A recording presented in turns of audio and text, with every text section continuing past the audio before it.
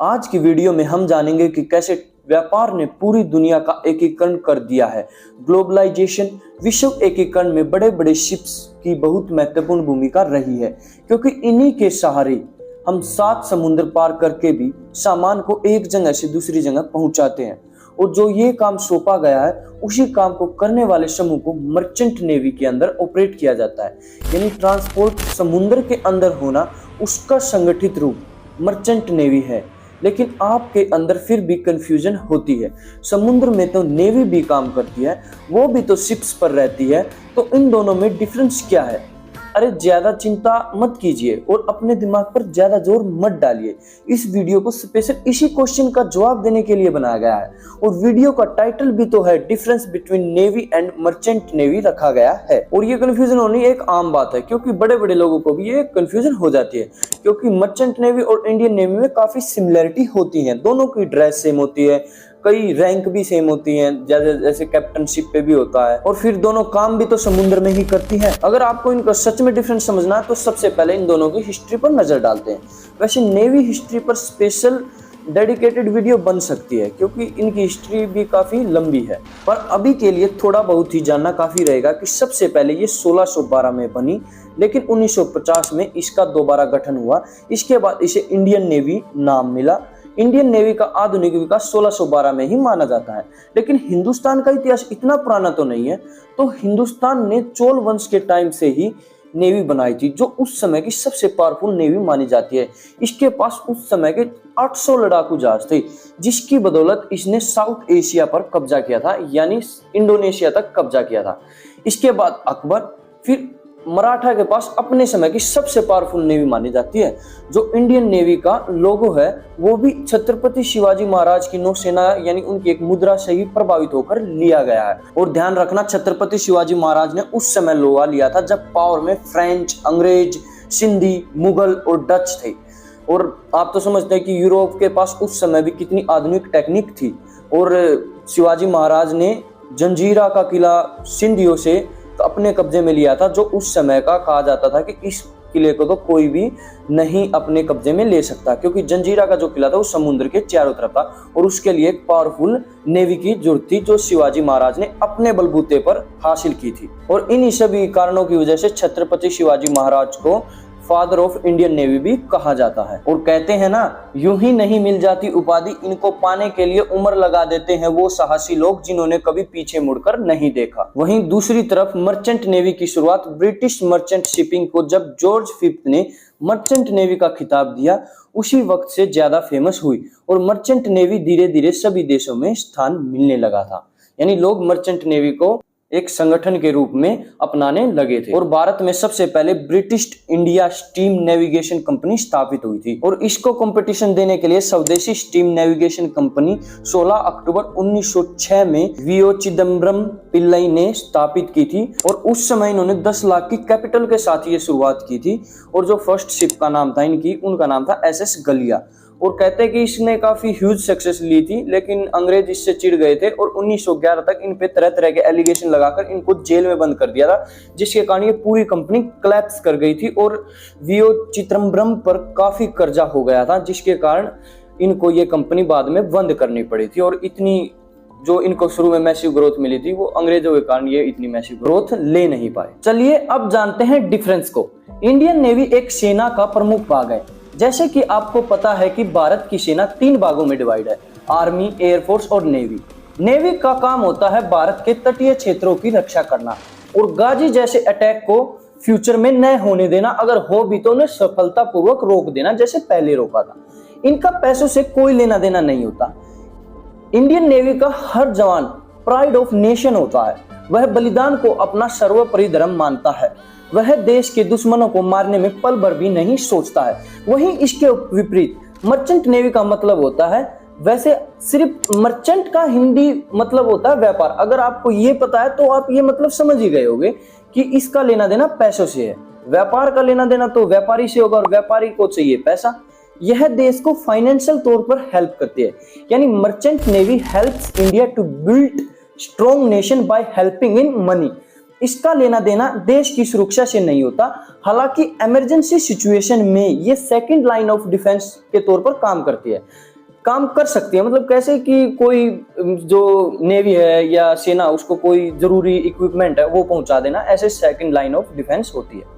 But इसका जो main काम है ना, वो बड़े बड़े जहाजों को और बड़े बड़े कार्गो शिप को एक स्थान से दूसरे स्थान पर पहुंचाना है। ये जो कार्गो शिप है वे काफी बड़े होते हैं, इनकी लंबाई 1300 फीट तक हो सकती है। ये 1300 फीट शायद सबसे बड़े जहाज की लंबाई है, और जो इनकी चौड़ाई होती है वो 200 फीट तक चौड़ाई होती है, और ये 50,000 से लेकर 2 लाख टन तक वेट उठा सकते हैं। यानी सब जहाज की अपनी अपनी कैपेसिटी होती है। इन जो बड़े जहाज होते हैं इनमें ज्यादातर खनिज संसाधन एक देश से दूसरे देश में पहुंचाए जाते हैं, जिन देश में खनिज संसाधनों की कमी होती है। और हाँ, मर्चेंट नेवी के जवान का मेन उद्देश्य पैसे कमाना होता है और अलग अलग देशों में घूमना भी होता है। अलग अलग देशों में घूमना सेकेंडरी हो सकता है, लेकिन मनी में वो प्रायोरिटी हमेशा देगा। और वहीं इंडियन नेवी में देश की सेवा करना परम लक्ष्य होता है। यहाँ इज्जत जो आपको मिलती है वो किसी लाला की दुकान से पैसे देकर नहीं खरीदी जा सकती। Indian navy gives you respect, and that respect can't compare any gold and diamond. Only true patriotic person can earn it by his hard work and passion. Indian navy के जवान को डिसिप्लिन और रूल बुक के अनुसार चलाया जाता है। हालांकि डिसिप्लिन तो मर्चेंट नेवी के अंदर भी होता है, क्योंकि only discipline give you huge success and discipline must in all service and organisation. लेकिन मर्चेंट नेवी में रहकर आप अपने शौक तो पूरे कर ही सकते हो एक हद तक, वो भी क्योंकि आप दाढ़ी रख सकते हो, बड़े बड़े बाल रख सकते हो। यानी एक इस उम्र में होता ना, सब बच्चों को शौक है, और कहते हैं कि फौज तो ये सब रखती नहीं। एक फौजी कटिंग आपने नाम सुना होगा, स्पेशल फौजी के नाम से एक कटिंग प्रचलित है, लेकिन इनमें ऐसी कोई बाउंडेशन नहीं होती। मर्चेंट नेवी में आप फोन भी चला सकते हो, अच्छे खाने की डिमांड भी कर सकते हैं, और काफी और भी सुविधाएं हैं जिनकी आप कंपनी से डिमांड कर सकते हो। और जो इंडियन नेवी में उसमें ऐसा नहीं होता, जो आपको मिलेगा वही आपको खाना पड़ेगा। यानी आपको एक तरह से खराब सिचुएशन में रहने का आदी बनाया जाता है इंडियन नेवी में, ताकि कहीं आप किसी मिशन पे हो और आप वहां पर शिकायत ना करने लग जाओ। इसलिए उनको टफ एंड रफ सिचुएशन से निकाला जाता है। लेकिन टफ सिचुएशन तो मर्चेंट नेवी के अंदर आती हैं, लेकिन कंपेयर करें तो वो इंडियन नेवी से काफी कम है। और जर्नल लाइफ में तो वो काफी ज्यादा है, क्योंकि हम तो जो रेगुलर जीवन जीते हैं उसमें तो कोई हमको परेशानी है नहीं। लेकिन आपको शिप में जाना, शिप में रहना है, तो रह तो दोनों ही शिप में रहे हैं और दोनों ही मेहनत भी कर रहे हैं एक सी, तो ये एक मेन पॉइंट बनता है। और हाँ, फोन से मेरे को याद आया कि जो ये लोग हैं ये अपना यूट्यूब चैनल भी बना सकते हैं, जो मर्चेंट नेवी वाले हैं। लेकिन इंडियन नेवी में ऐसा नहीं होता। जैसे आपने कई फेमस आज के समय में जो ये जहाज की लाइफ को एक्सप्लेन करते हैं, ऐसे कई यूट्यूब चैनल भी देखे होंगे, जिसमें एक निर्मलेश करके एक काफ़ी फेमस, उसकी इंस्टाग्राम पे मैंने रील्स भी देखी हैं काफ़ी, और वो काफ़ी अच्छा कंटेंट भी बनाते हैं। तो इससे आप समझ सकते हो कि वो दाढ़ी भी रखते हैं और उनको एक तरह से काफ़ी सुविधाएं हैं कंपेयर टू इंडियन नेवी। और जिनका मैंने यूट्यूब पे अपना इस वीडियो में जो थंबनेल यूज किया है, ये मर्चेंट नेवी वाले सेक्शन में दिखाया है, इन शख्स का भी अपना एक यूट्यूब चैनल है और काफ़ी सक्सेसफुली ये इनको रन भी कर पा रहे हैं। ऐसे और भी चैनल है। और ऐसा ही इंडियन नेवी का जवान करना सोचे तो उसकी नौकरी चली जाएगी, लेकिन वो अपना यूट्यूब चैनल नहीं बना पाएगा। इसको मेरे ख्याल से पूरी परमिशन के बाद भी वो यूट्यूब चैनल नहीं बना पाएगा। और इंडियन नेवी के जवान के ऊपर काफी रिस्ट्रिक्शन भी आ जाती हैं, क्योंकि ऑफिसर उसके यूट्यूब चैनल को समय समय पर देखेंगे कि कहीं वो इनपुट की खबरें लीक तो नहीं कर रहा। मर्चेंट नेवी में आपको 30,000 से लेकर 7 से 8 लाख तक की सैलरी मिल सकती है। लेकिन इंडियन नेवी का जो सबसे बड़ा पद है, यानी जिसमें वो अपनी पूरी लाइफ खपा देता है, chief of naval staff admiral की सैलरी 3 लाख के करीब ही होती है, यानी इससे ज़्यादा नहीं होती। लेकिन इंडियन नेवी के जो जवान हैं उनकी जो सैलरी है, वो जो जॉब है वो पक्की होती है। रिटायरमेंट के बाद भी पेंशन उनके पास रहती है और उनकी जो फैमिली है उनकी फ्री एजुकेशन, फ्री हॉस्पिटल में इलाज और भी काफ़ी सुविधाएं मिलती हैं। लेकिन जो मर्चेंट नेवी है उनमें ऐसा नहीं होता, क्योंकि वे कंपनी के थ्रू जाते हैं ना। कंपनी के अपने कॉन्ट्रैक्ट होते हैं और अपने ही रूल होते हैं। कई कंपनी तो ऐसा रूल बनाती है, यानी आप 6 महीने जब तक शिप पे रहोगे, यानी 6 महीने काम करोगे, तब के ही आपको पैसे मिलेंगे। बाद के 6 महीने के आपको पैसे नहीं मिलेंगे, आपके पैसे काट लिए जाएंगे। और इनका एक बकायदा एक कॉन्ट्रैक्ट साइन होता है कि आपको हम इतने टाइम तक ही जॉब दे पाएंगे, इसके बाद जो आपको अपना कॉन्ट्रैक्ट है वो रिन्यू कराना पड़ेगा। अब बात करते हैं समानताओं पर कि इंडियन नेवी और मर्चेंट नेवी में समानता क्या होती है। एक तो इनमें जो ड्रेस कोड है वो ज्यादातर समान होता है, बारीक बारीक से अंतर होते हैं जिनको एक प्रोफेशनल या इन पर ध्यान रखने वाला आदमी ही समझ सकता है। और दूसरा, दोनों ही बाहर जाते हैं, यानी दोनों का जो वर्क प्लेस है वो सेम है, यानी समुद्र है उनका वर्क प्लेस। दोनों को काफी लंबे समय तक अपनी फैमिली से दूर रहना पड़ता है। और हाँ, फैमिली तो एक पल के लिए जो मर्चेंट नेवी का जवान है वो तो अपनी फैमिली को शिप पर ला भी सकता है अगर वो ऑफिसर है तो, लेकिन इंडियन नेवी में आप ऑफिसर हो तब भी आपकी जो फैमिली है आपके साथ नहीं आ सकती, इनके ये स्ट्रिक्ट रूल होते हैं। और जो मर्चेंट नेवी इंडियन नेवी में, इनमें पोस्टें भी काफी सिमिलर होती हैं, जैसे कैप्टन उसमें भी होता है, नेवी में भी होता है और मर्चेंट नेवी में भी होता है। इंडियन नेवी का सीधा कनेक्शन रक्षा मंत्रालय से होता है और merchant navy ministry of port, shipping and waterways के अंडर आती है। ज्यादातर मर्चेंट नेवी के ऑफिसर को प्राइवेट कंपनियां हायर करती हैं। यहाँ सरकारी कंपनियां होती हैं पर बहुत कम होती हैं। अरे हम तो सिमिलरिटी पर बात कर रहे थे ना, लेकिन जो मर्चेंट नेवी और इंडियन नेवी इसमें सिमिलरिटी कम है। मेरे को ये नहीं पता आप कंफ्यूजन में कैसे पड़ गए, लेकिन एक सिमिलरिटी ये भी रह जाती है, इसको भी कवर कर लेते हैं कि दोनों का जो रख रखाव है ना वो पोर्ट पर ही होता है, बंदरगाह पर ही इनका जो रख रखाव होता है। इंडियन नेवी के अंदर submarine, worship, patrol vessels, land ship और टैंक और एयरक्राफ्ट कैरियर। जो एयरक्राफ्ट कैरियर है वो तो नेवी के अंदर आता है, लेकिन एयरक्राफ्ट कैरियर के ऊपर जो हवाई जहाज होते हैं वे एयरफोर्स के अंडर आते हैं। यानी यहाँ पर बोथ जो हमारे अंग हैं आर्मी के वे काम करते हैं, एयरफोर्स भी और नेवी भी।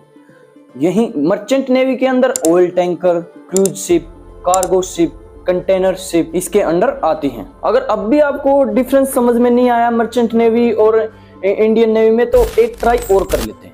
जैसे हमारा इंडिया है, उसका जो तटीय एरिया है उससे 12 नॉटिकल माइल्स यानी ये लगभग 12.5 किलोमीटर पड़ जाता है। इसके अंदर का जितना भी एरिया ना वो इंडियन नेवी के अंदर आता है। यानी इस एरिया के अंदर कोई भी ऐसी एक्टिविटी हुई जिसका नेवी को नहीं पता है तो इस पर नेवी डायरेक्ट एक्शन कर सकती है। और कोई मर्चेंट नेवी की शिप आएगी, उसको परमिशन लेनी पड़ेगी कि हम आपके बंदरगाह पर अपनी शिप को ला रहे हैं, क्या हमें परमिशन है। और फिर आता है 24 नॉटिकल माइल का एरिया। इसमें भी डायरेक्ट जो बिग हैंड होता है वो इंडियन नेवी को ही होता है। ये 24 नॉटिकल का मतलब लगा लो आप 42 से 45 किलोमीटर लगा लो, 45 किलोमीटर का जो एरिया है उसमें भी मर्चेंट नेवी को इसमें कस्टम ड्यूटी, अगर इस एरिया से वो निकलेगी 12 नॉटिकल माइल से तो निकल नहीं सकती। 12 नॉटिकल माइल्स का मतलब है कि वो सीधा उसी देश के अंदर आ रही है, लेकिन अगर 24 नॉटिकल माइल के अंदर से जाएगी तो इसका मतलब है कि वो उसका एरिया यूज कर रही है और वो किसी दूसरे देश में जा रही है। इसलिए मर्चेंट नेवी अगर यहाँ से कोई शिप जाता है तो उसको कस्टम ड्यूटी देनी पड़ती है, और कस्टम ड्यूटी का मतलब होता है पैसा, मनी। फिर आता है तीसरा एरिया जो होता है 200 नॉटिकल माइल्स का, यानी 370 किलोमीटर का। अगर इस एरिया में जितने भी खनिज संसाधन, पेट्रोल मिलेगा वो सब इंडियन का होगा, यानी भारत का ही होगा, और उस पे इंडियन नेवी यहाँ से वो अगर गश्त करना चाहे तो कर सकती है। लेकिन यहाँ से अगर कोई शिप निकलेगी, जैसे कार्गो शिप हुई या टैंकर शिप हुई जो तेल लेके जाने वाली है, या कंटेनर शिप हुई, तो उन पर ना इंडियन नेवी कुछ मतलब उन पे हमला नहीं कर सकती और ना ही उनको कस्टम ड्यूटी देनी पड़ेगी। अब जो ये मैंने जो आपको ये कॉन्सेप्ट बताया है, ये 3 बातें बताई हैं, इनका बताने का मेन कारण ये था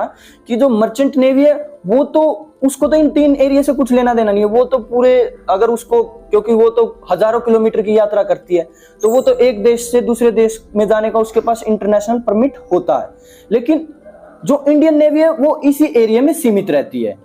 तो आपको ये बात समझिए कि जो मर्चेंट नेवी है वो काफी लंबी लंबी दूरियां तय करती हैं, लेकिन इंडियन नेवी को कभी कभार ये मौका मिलता है, कभी युद्ध अभ्यास में जाना पड़ गया अपने स्पेशल बड़े बड़े शिप्स को लेकर, जो वॉरशिप होते हैं, तभी उसको मौका मिलता है इतनी दूर सफर करने का, वरना तो मर्चेंट नेवी इतना दूर सफर करती है। और हाँ, मर्चेंट नेवी खनिज संसाधनों को भी लेके जाती है, तेल को भी लेके जाती है और पीपल को भी लेके जाती है, इंसान भी इसमें ट्रैवल करते हैं। मैं ये पॉइंट बताना भूल गया था, तो इसलिए अब कवर कर रहा हूं इसको। और हाँ, जब मैंने सैलरी वाली बात डिस्कस की थी आपसे, तो उसमें मैंने उस पर और रिसर्च की, तो पता चलता है कि कई जगह लिखते हैं कि मिनिमम जो सैलरी होती है वो 70,000 होती है और मैक्सिमम 20 लाख तक भी जा सकती है, और कई केसों में ये 45 लाख तक भी जाती है। तो बस मैं उम्मीद करता हूं आपको इस वीडियो का जो थंबनेल था वो क्लियर हो गया होगा और आपका जो डाउट है वो क्लियर हो गया होगा। अगर कोई भी आपको डाउट है तो मेरे को बता दीजिएगा, मैं नेक्स्ट वीडियो में उसको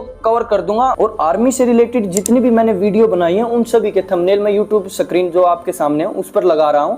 अगर आपको कोई सी भी वीडियो देखनी है तो उन सभी वीडियो के लिंक डिस्क्रिप्शन बॉक्स में मैं डाल दूंगा, वहां से जाकर जरूर देख लीजिएगा अगर आपको वो किफायती लगे तो। और हाँ, अगर वीडियो पसंद आई है तो चैनल को सब्सक्राइब जरूर कर देना। मैं आपको सिर्फ एक ही चीज मांग रहा हूं, आप सब्सक्राइब कर दो, इससे चैनल की रीच बढ़ेगी। और आपको मिलता हूं किसी नई और बेहतरीन वीडियो में। कोई भी कमी हो तो प्लीज डिस्क्रिप्शन बॉक्स में बता दीजिएगा। थैंक यू, बाय बाय, जय श्री राम।